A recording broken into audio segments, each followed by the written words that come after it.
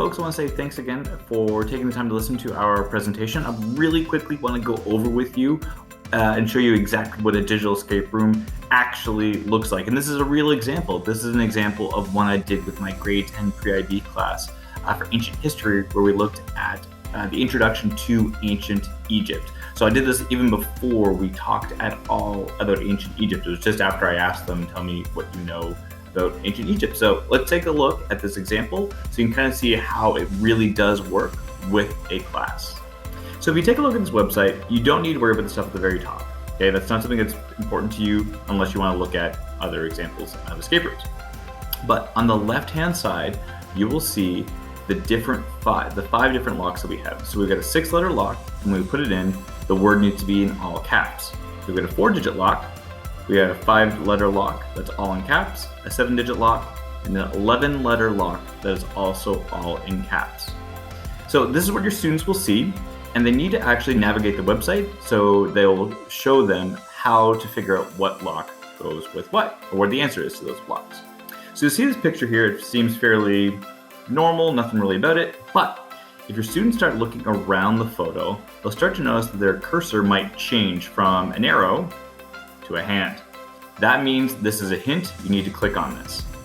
So I click on this, I open up another web page, and on it, this is a hint essentially for one of the locks. So it says, the pharaohs were traditionally men. Hatshepsut broke that tradition. She started her reign as a regent, ruling in the place of the pharaoh's infant son. But soon, before too long, she was the ruler in her own right.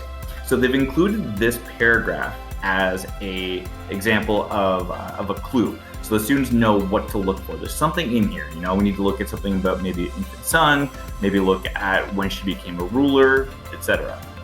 Here's another example where the students need to find something on this image that tells us where to click.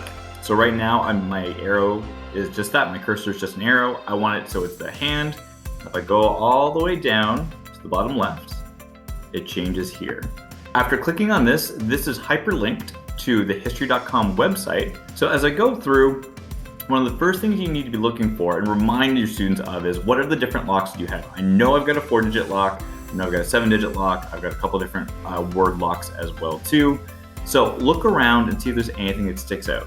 Well, right away I see, it says, but later took on the full powers of a pharaoh, becoming co-ruler of Egypt around 1473 BC. This is something that's probably important to your actual task. So it's important that you kind of remember this. So I'm gonna write this down, and I'm gonna go back and try and see if that is perhaps an actual combination to that lock. So let's go up to the top of my screen, click back. I look for the 4-digit lock combo, which is here, and the answer was 1473. So I put in 1473.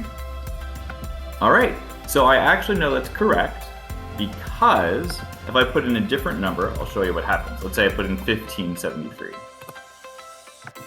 You see, sorry, still locked. So when I get a message saying nothing, I know that particular lock is correct.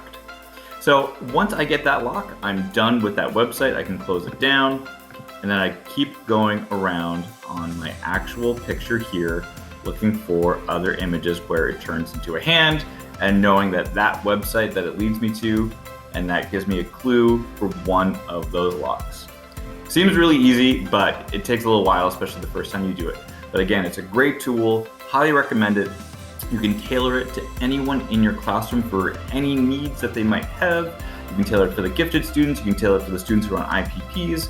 Anyone can do this as long as they have a Chromebook. Thank you for listening, and I appreciate all of your time.